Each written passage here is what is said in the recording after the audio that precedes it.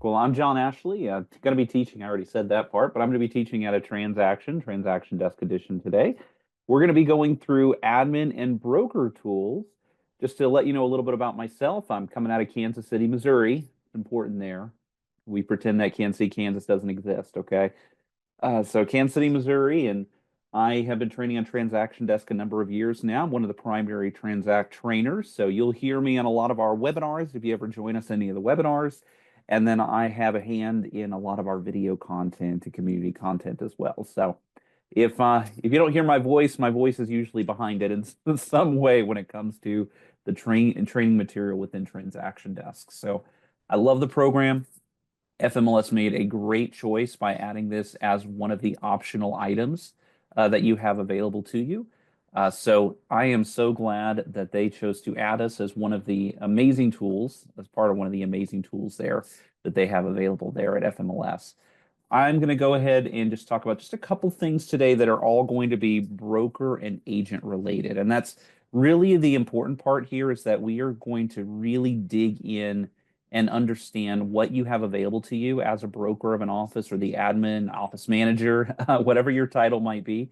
We're going to make sure that you understand how you can go in and adjust your dashboard, what settings and tools you have available, how you can add and assign tasks. We're actually going to be creating a checklist and a template today, a broker checklist and a broker template, and going to go through broker file review. So many of you need compliance within your office. You need to set up some different compliance tools to make sure that the documents are being turned in, that you have your listing contracts and your buy-side contracts turned in at the right period, that you're making sure that everything is in order and signed properly. Well, we're going to be using checklists and templates as the engine that's going to drive our file review processes. And then at the very end, I'm going to talk about the broker reports and impersonating an agent as well. But we're just, with each item there that we're going to go through, this is all going to be broker and admin related. If you hadn't had a chance before, I would definitely check out our create transaction class that we went through formally with the first MLS there. It was a really great class. I really enjoyed my time being able to provide that information. So I'm not going to stick to those fundamental basics, though, because this is an admin broker class. So if you haven't had a chance to watch it, please be sure to go through that. It's a very important class that's going to be able to help you and help your agents as well. So make sure you go through that material. For logging into Transaction Desk, it's just the same as it was before. Within your FMLS tools, which you have quite a few amazing tools available, you're going to see Transaction Desk on there. You'll see that right down there, Transaction Desk. I'm going to be using an educational account for today's trainings, just so you can see what it looks like to have some review processes in place already. But be sure to log in via the single sign-in option from FMLS. As an admin or broker user, also known as a super user. So you'll see that term sometimes. I don't want it to cause any confusion. So I know you feels like you should be putting on a broker cape, like a little cape on superhero when you're putting the super user title on there. It's kind of fun, but essentially that just means that you're going to have admin level access. And whether you're an admin or broker, you have the same level of access. So everything I'm going to go through, it's going to be the same items that are available for anyone that has that level of access. When you log in, the very first thing you're going to see is this broker dashboard. And this is just going to give you a quick snapshot of what's happening with your office currently. For example, I could take a look at what transactions have been modified or touched over the last 7 days. I could take a look and see what paperwork is currently waiting for me to review it. I can see if there's any overdue tasks. So if I set up task items, which we'll talk about that in a second, I can see if there's something I need to reach out to my agent and say, hey, did you make sure and get that signed, or did you make sure and get that completed? You can also, of course, many of you are wearing multiple hats. So you'll still be creating transactions, you'll still be creating signings, so you can also add those widgets in. And all of those widgets are still available. If you watch the previous training, they're still available under the lock icon. You just drag and drop your items into whatever order that you would like. Green items are the list view, and blue items are the action items. You can also, again, because I know you wear a lot of hats, this little person-to-person icon here, you can switch between an agent view and a broker view. Essentially meaning that when you are in the agent view, that's where you're putting your agent hat on, you're going through your transactions, making sure your e-signs are all signed. And then when you need to check on your office, all the different agents that are under you, you can always switch over to the broker view. Before we start going through the checklist and the templates, there's a couple different options under the profile page here. So you see this little gray icon on the top right. As an admin user, you have additional settings available that you're going to be able to add and edit different items that are needed for your office. One thing that you are going to want to make sure and set up is under Program Settings. Under Program Settings, you're going to see Broker File Review. This is a very common mistake. So I want to make sure that you understand this exactly where it's at under Program Settings, Broker File Review. And this is where you're going to turn on if you are a staff reviewer, a broker reviewer, listing or closing reviewer. This will make more sense here in just a second. But essentially, if you have one or multiple people in your office that are going to be reviewing documentation, but you don't mind that everybody receives it, then everybody would just set themselves up as a staff reviewer or a broker reviewer. There are some offices, though, where you may have a person that is only doing the closings, or maybe you have someone that's a transaction coordinator, they're only doing the listings. So in that circumstance, you would set them up as a listing reviewer or a closing reviewer. And then if you are the one-person show in your office, like I said, I know a lot of you are wearing multiple hats there. That's where broker reviewer comes in. You just set yourself up as a broker reviewer since you're the only one reviewing all the documentation. And then be sure to select update. The next available options are under type management. There's going to be certain circumstances where you might want to include certain types of contacts that we may not currently have in the default options, or different transaction types that you might want to include. But the really big one that I see a lot of offices add are called transaction statuses. And you can actually set this up for your entire office. And why would you want to set up a transaction status? So we have our normal active, open, pending, closed, right? But there's some offices that need to add a status, for example, like closed accounting review, meaning that your office is taking a look at the paperwork, they're making sure everything's signed so that you can pay out commission. So that's one of the statuses that you can include. Or you might have offer under review. You know, if an offer came in, you're reviewing the paperwork. These statuses are just letting your office admin and also letting the agents know where their transactions are currently in their process. So you could add on a couple statuses on top of what's already available just to make it so that you can have an easy way to tell where a transaction currently is in its process. So this is something I very commonly see is where offices will add transaction statuses. There's other additional options under settings here. They're not as important though as those two items specifically. So program settings, making sure that you go to that broker file review, and then also the type management, making sure that you set up the different statuses that you need to be able to help track where transactions are in their current life cycle. There's other things you can do as an admin user. You can set up clauses that are available for the entire office. You can set up teams sharing. So let's say that you have a couple co-agents that work with each other constantly.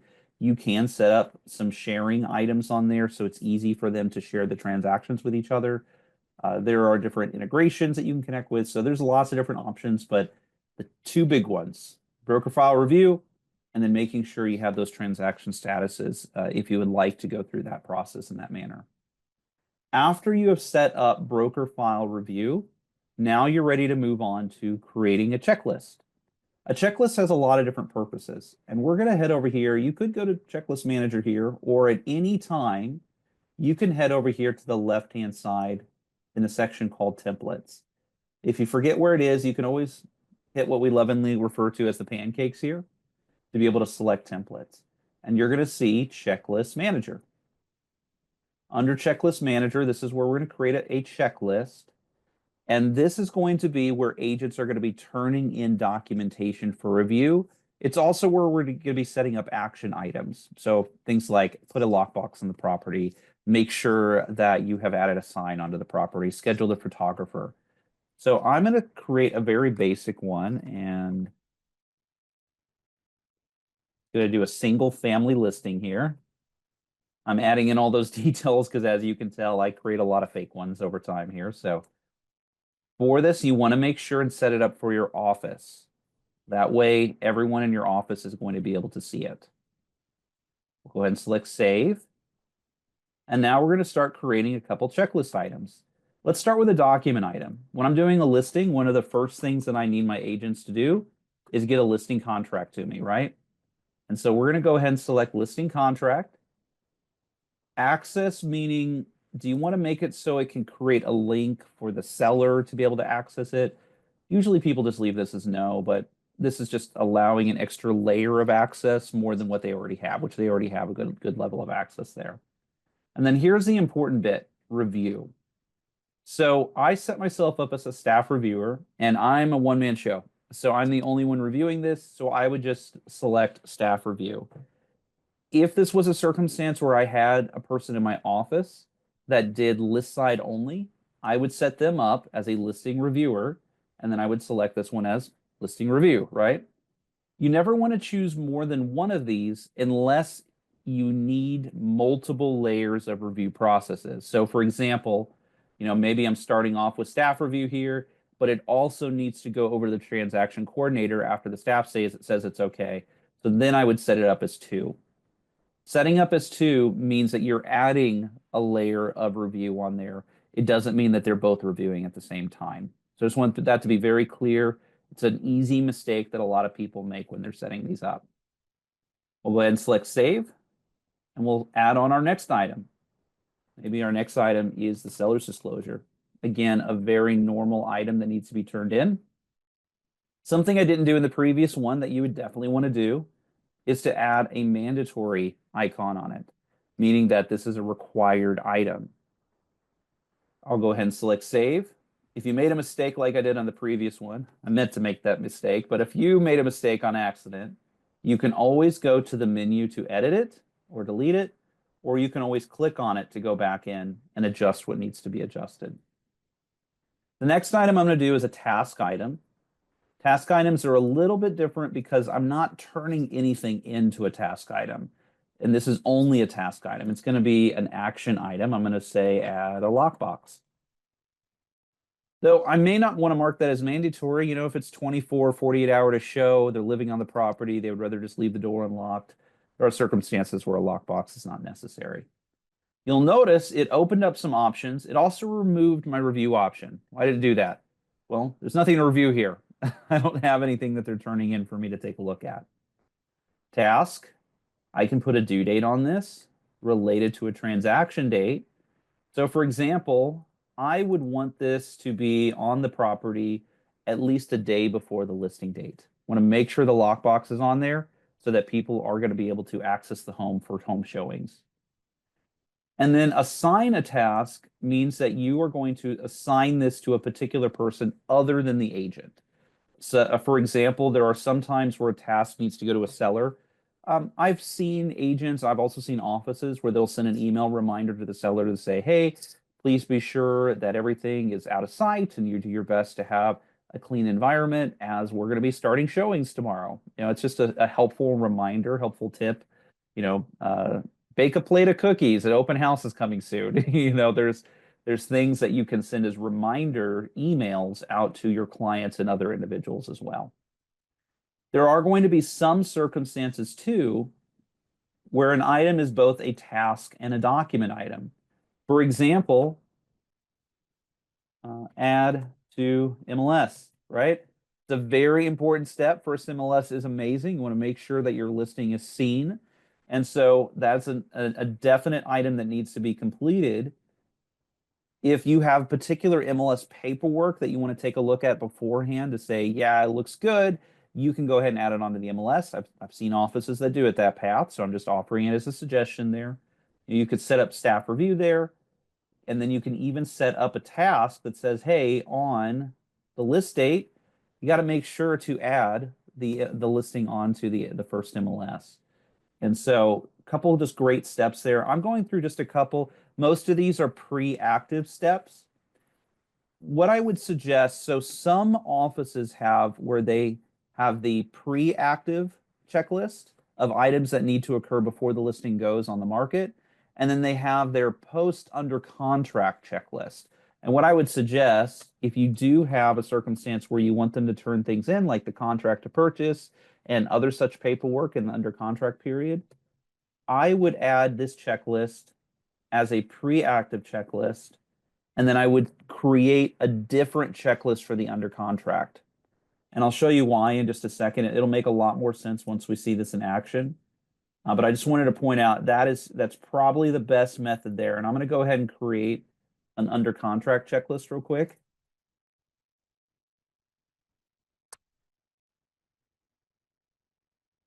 Would help if I spelled contract correctly. There we go. And I'm just going to add a quick document item on here.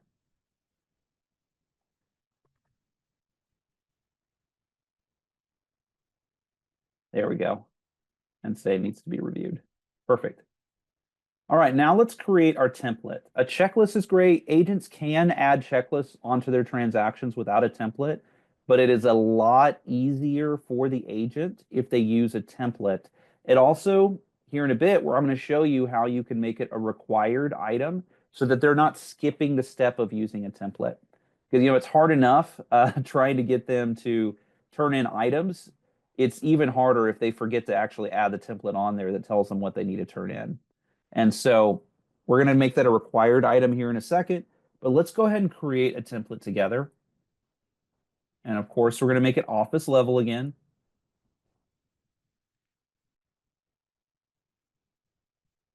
I'm going to select what type of listing it is. This is where those type management that I was talking about earlier, where there might be some options that you want to include.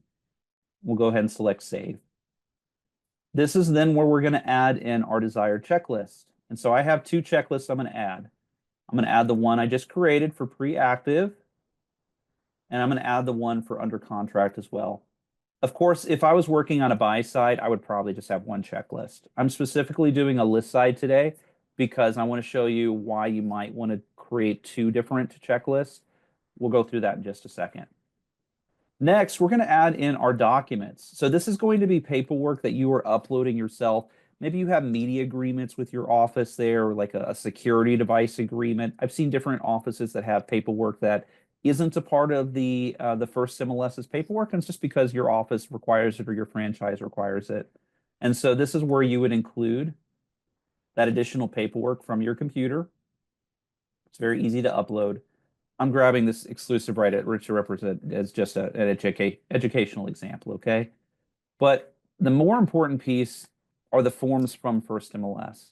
So First MLS has been very gracious to us. They're providing us all these amazing forms.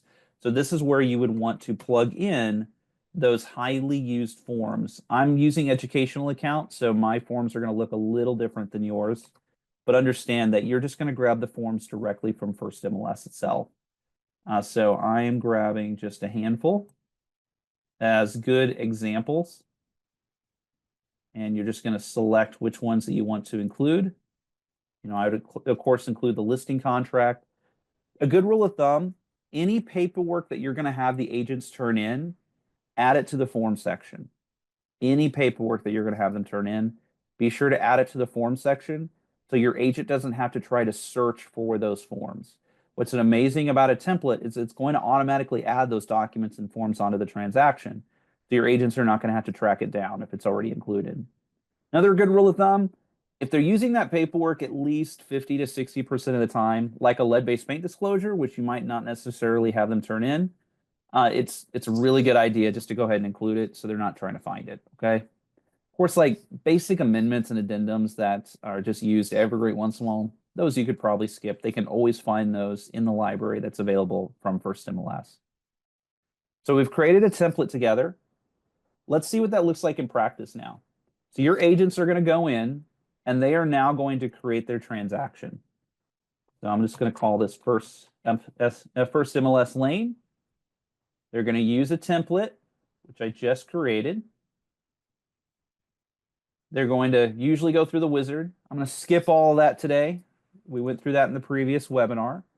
So we're just getting to the meat of this where I'm going to show you that the forms that I added will auto appear. The documents I added will auto appear. And the checklist I added will auto appear. The checklists that were included as well. And this is where your agents are going to begin to be able to turn in forms and documents as they get them signed. So using that template to automatically add those items. Like I said, it's the engine that makes it so that your document processes are going to be able to go, okay? So those checklists were auto added from a template. If they have old transactions, they can still apply a template up at the top.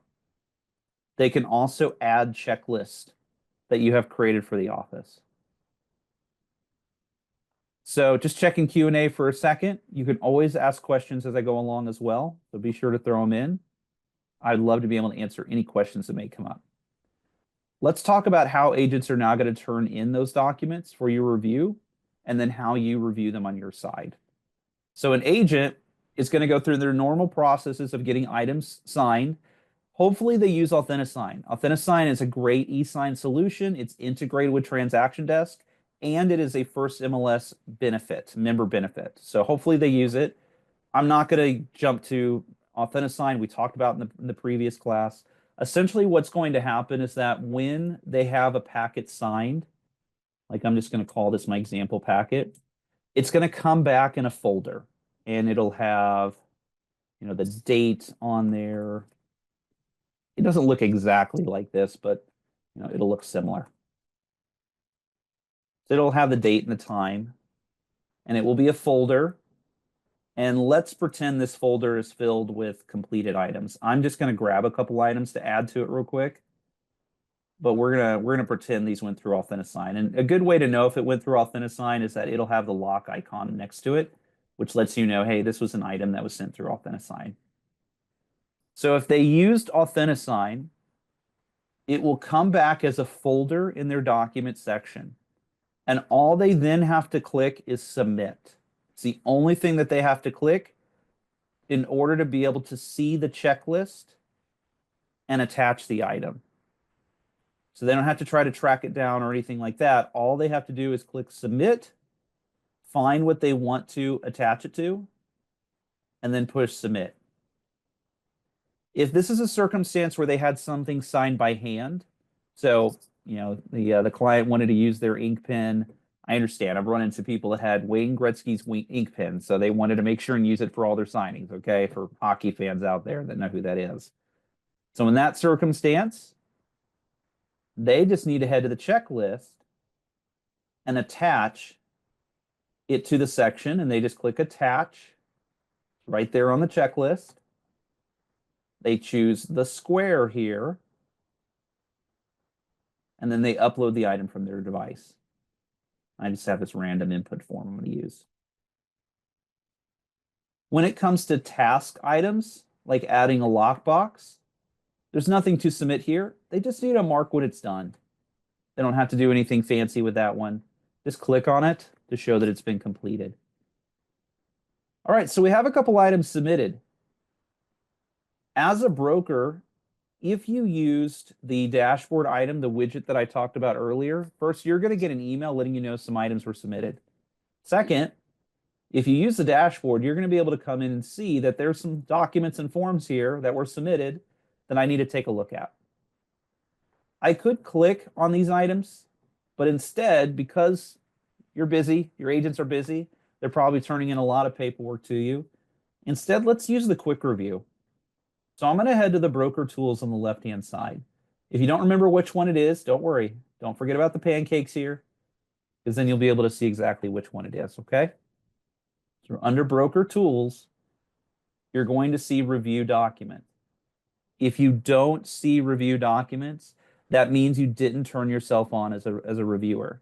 So be sure to go back to the program types there to add yourself on as a reviewer. So if you don't see that, it's because you're not added on as a reviewer yet. That's why I made sure and went through that from the very beginning, because we want to make sure that we can review those documents and forms.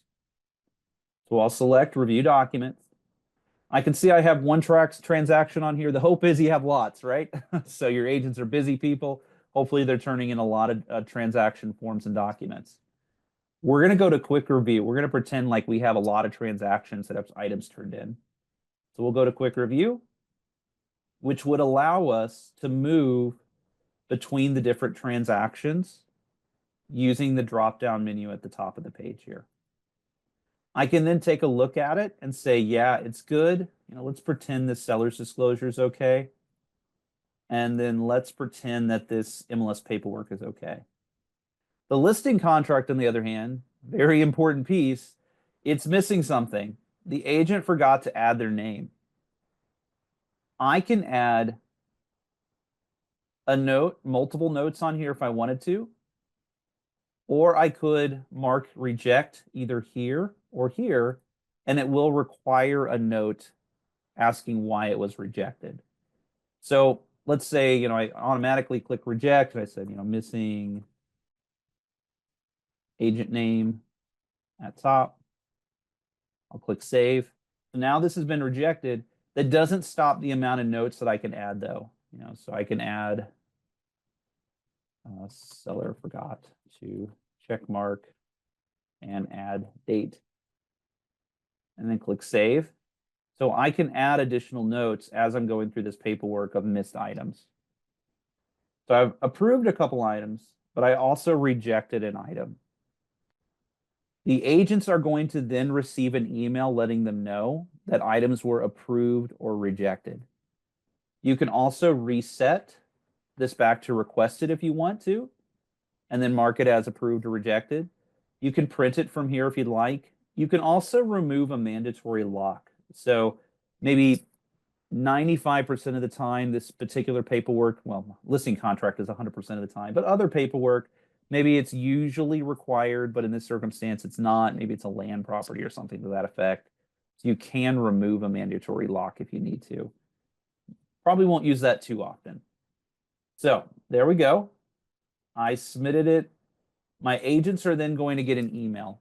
It's going to say, hey, these items were rejected. When an agent logs in, one thing I always suggest to the agents, for agents that are working under an office, and that is to include the rejected widget on their dashboard. The reason why I suggest it is because if they see that, they can just click on it and see, there's the notes of why it's rejected. If they don't add the widget, though, they can still head to their transactions and see it was rejected, something was rejected, and they can go in and they can see it from the checklist item status. They can see it from the document section, and they can even see it from the checklist itself. A lot of different places. All it's telling them is, hey, you made a mistake. You got to go back and get this fixed, okay? And they just need to click on the hand to see why it was rejected. When an agent sees that items are rejected, 99% of the time, they're going to upload a revision with the corrected paperwork, with the paperwork that actually has the agent name and the check mark and the date on there, right? For that 1% of the time where something is not required that the office thought was required, maybe this was a circumstance where you thought that they were part of an HOA, and so you said, hey, you need to include the HOA information on there, but that home is just slightly outside of the HOA bounds. That's one circumstance I actually ran into. And so in that circumstance, they can resubmit it without making any changes to it. If they do that, though, I always tell the agents, please, please, please add a note. And I would suggest that you tell your agents the same thing. Please, please, please add a note saying why you're turning it back in without making any changes so that the office doesn't just automatically mark it as rejected again, okay? You don't want that vicious cycle of them turning it back in, you rejecting it again, them turning back in, you rejecting it again. I said, though, 99% of the time, they're just going to be uploading a revision with the corrected copy, which is what I'm going to do today.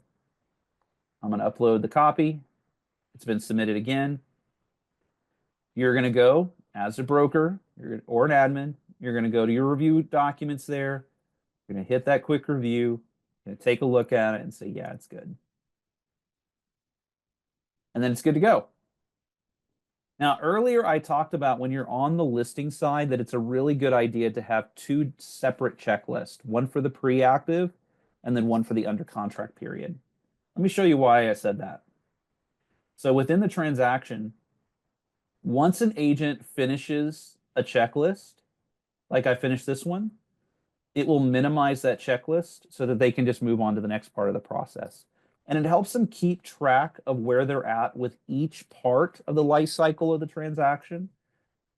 Separating them out is a good visual for the agent. It's also going to make their lives a little bit easier. And I know all admin on here brokers, the goal is to try to make this as pain-free as possible. Yes, we need them to turn in those documents and forms, but we also want to make this pain-free. And so that's why I always suggest to add two separate checklists on the listing side. On the buyer side, one checklist is fine because it's all going to be the under contract items, right? But if we're working with a seller on the list side, usually there are two parts of the transaction period that we need them to turn in paperwork in most circumstances. I've also seen offices that only use this for the listing contract. So this is up to you on what items that you would like to review versus what items you think maybe wouldn't be as important or your agents are good to go in that area.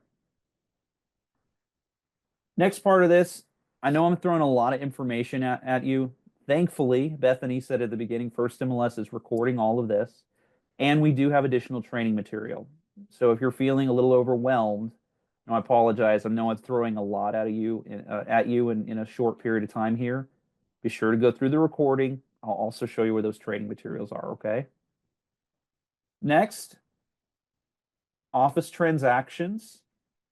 This is just where you can see every single transaction within your office. This is where you're going to be able to check out and see, okay, what are all the different listings my agents are working on?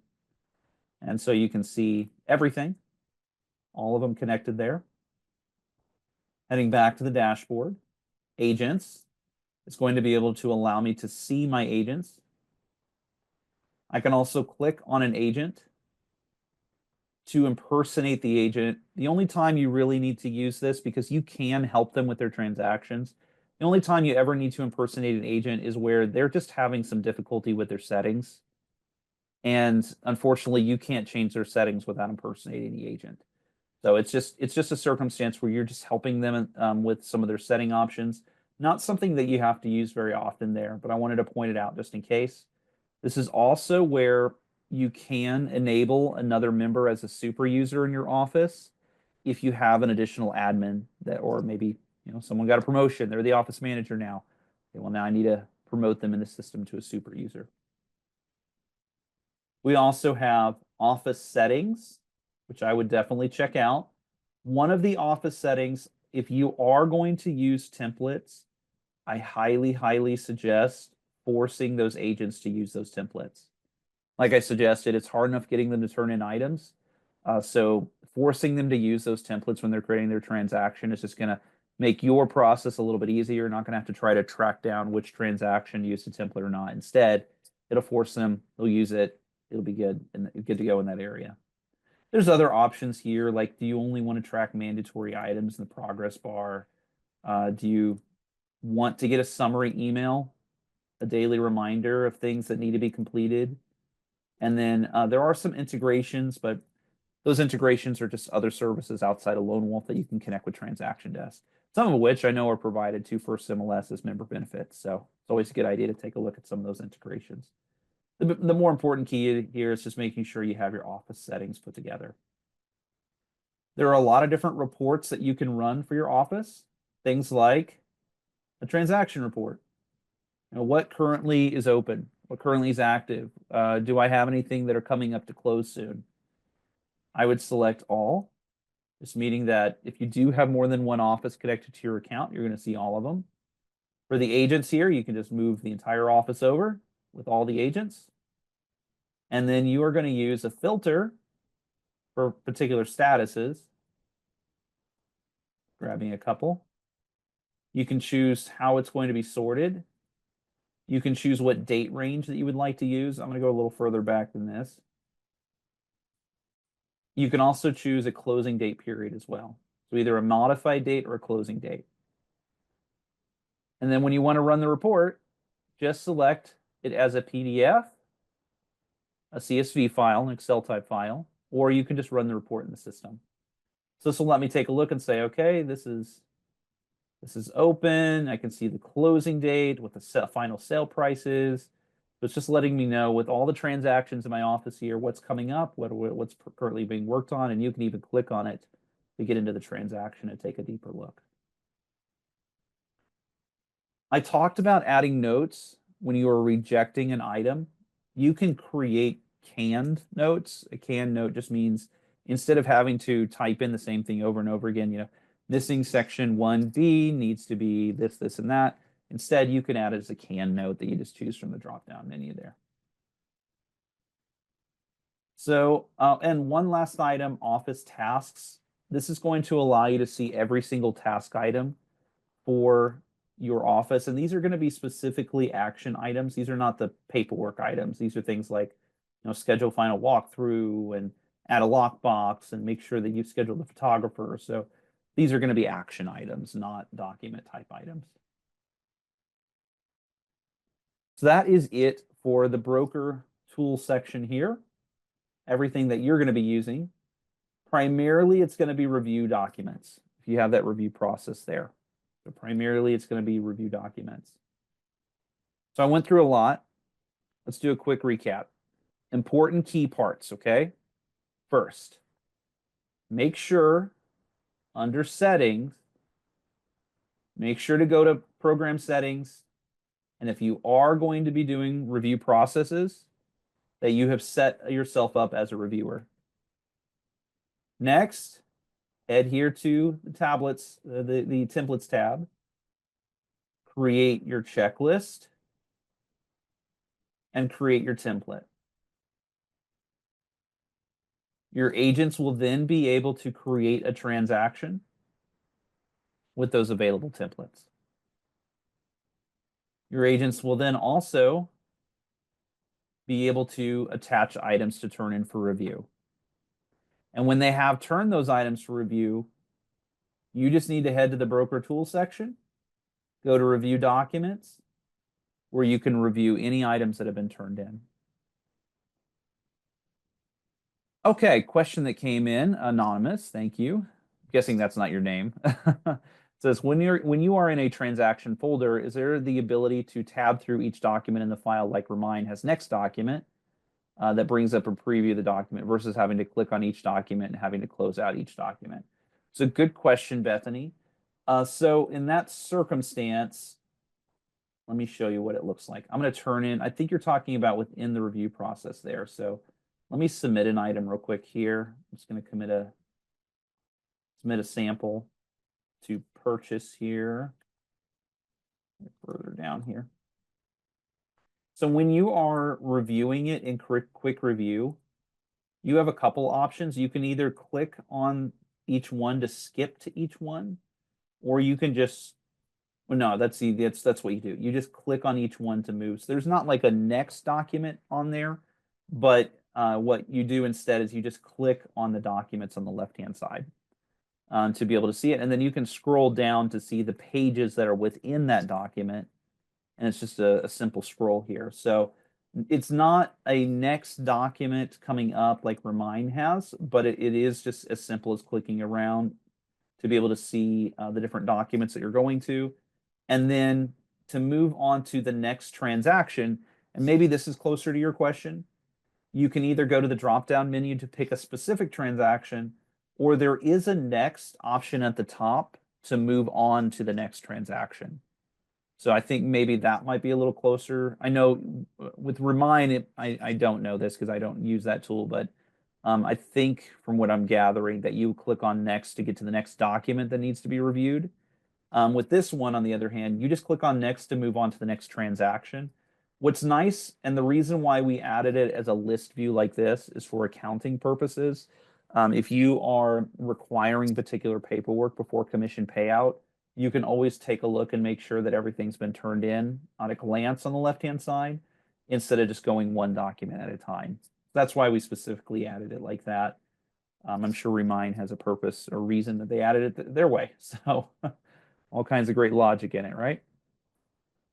Right, additional questions. I finished this a little sooner than I thought, only because I was thinking maybe a couple more questions might come in, which is perfectly okay.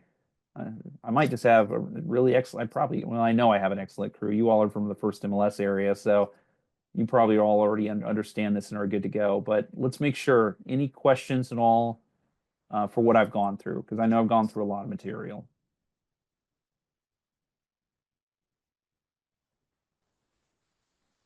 Okay, and oh, there we go. And Bethany, I don't.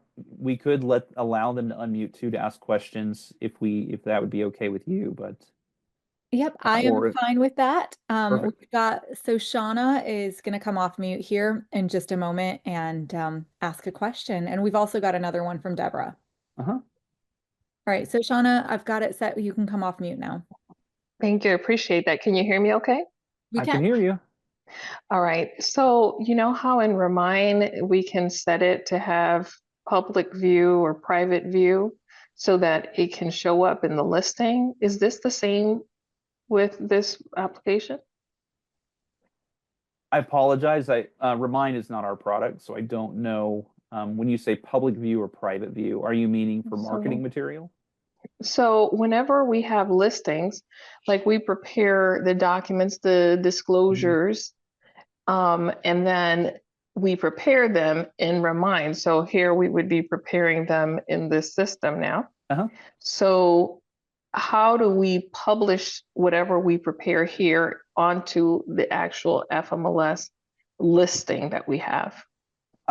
So for ours, I believe the way that you do it currently is that you would just download it and then just upload it into the MLS. I don't think that there is a publish button at this point to be able to get published into First MLS. Um, that's a good point though. Something that we could definitely take a look at and see if it's something that is possible within our system in the future, is to be able to add the publish icon at the top. I know I've seen it before, so that's a great point. In this circumstance, you would just download and then upload it directly into the MLS yourself. And I think that as far as I can remember, I think it's taking us directly to Remind as opposed to having a way to upload the documents onto the MLS.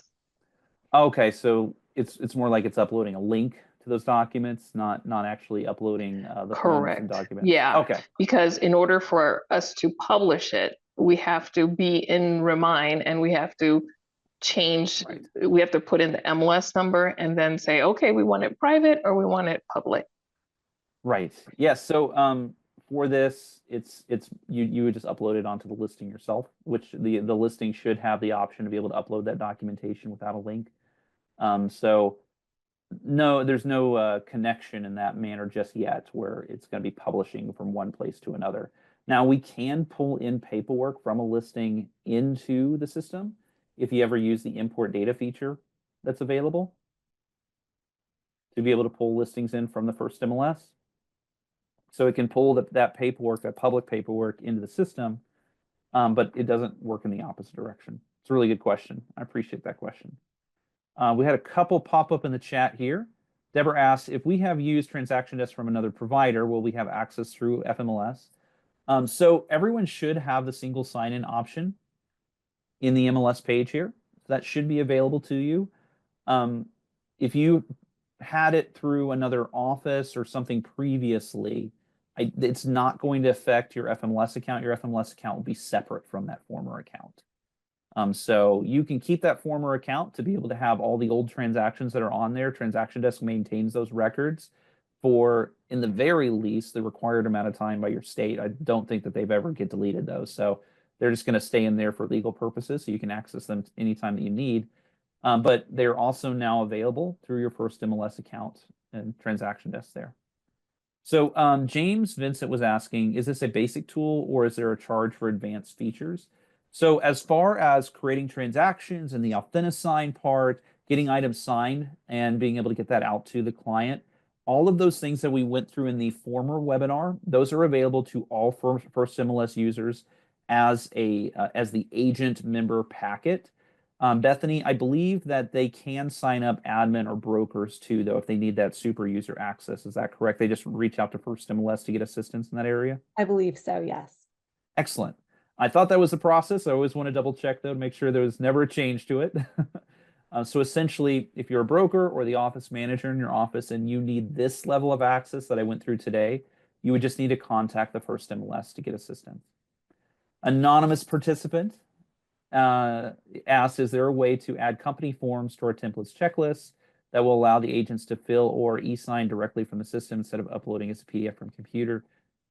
You can make a request with Lone Wolf to turn documentation into forms and add it to your specific account. It wouldn't add it, of course, to the entire First MLS. It would add it to your specific office's account there.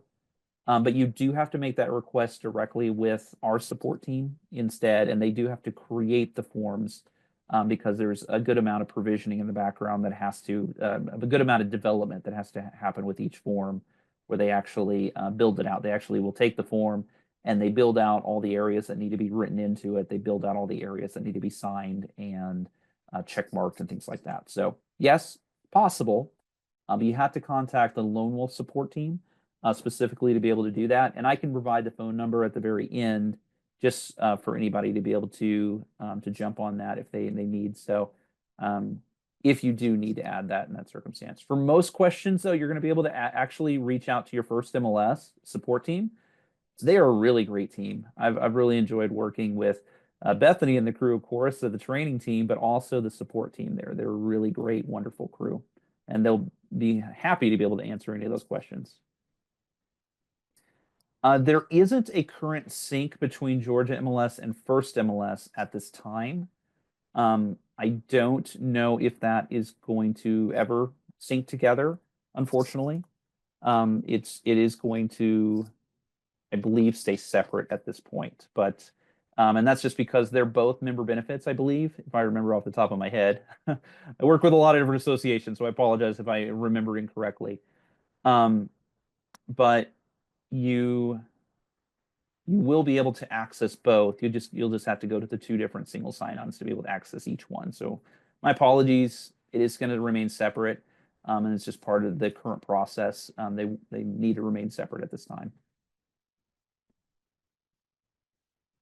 I appreciate Jacob. Jacob actually answered the Remind question. So Remind Docs Plus is currently the only product that allows you to host, as he put quotation marks, those are not mine, documents to a listing in Matrix. So thank you so much, Jacob. I know that there are some tools with TransactionDesk. It depends on the type of connection that you can publish on there, but it's not the same where it's like hosted through Remind like that. So it wouldn't be the same circumstance there. All right, there's been some amazing questions that came in, and I am down definitely to answer more questions as they come up. I do want to mention, though, our question mark here at the top right-hand side. So yours is going to look slightly different. As I suggested earlier, I'm in an educational account. So yours is going to actually have your First MLS support team here at the top, which I would definitely call them, email them. They are an amazing team. I really love them. As far as additional training resources, though, we do have webinars that are both live and on demand that you can access 24 hours a day. Very easy. They are free to sign up for. So if you need to learn anything about any of these products, just go in and register. Next, we have written guides. So these are going to be for those that are readers. Put your readers on, right? So go ahead and just type in what you're looking for, and we have a lot of different help topics that can help you. And finally, if you are tired of listening to my voice, don't watch the webinars, but check out these short length help videos. They're short length, just a couple minutes long. Some of you may feel like you're trying to eat an elephant today, and how does that old joke go? How do you eat an elephant? One bite at a time, right? And so these short length videos are going to be a lifesaver because they take you bite by bite instead of just trying to eat the elephant or drink out of the fire hose or whatever cliche you want to use, like what we had to do today. So I want to make sure you all feel comfortable within the product, and I want to make sure your agents feel comfortable within the product. So please direct them to the short length content here, as it's really going to be able to help you and them learn everything about the product. Now, as I said earlier, if you need help with forms, you can contact our support team, meaning you're wanting to add offices forms into the system. For all other questions, though, go ahead and reach out to the First MLS support team. Thank you all so much for taking the time going through this, and I hope to see you on future webinars, or hope to run into you sometime in life. Thank you so much.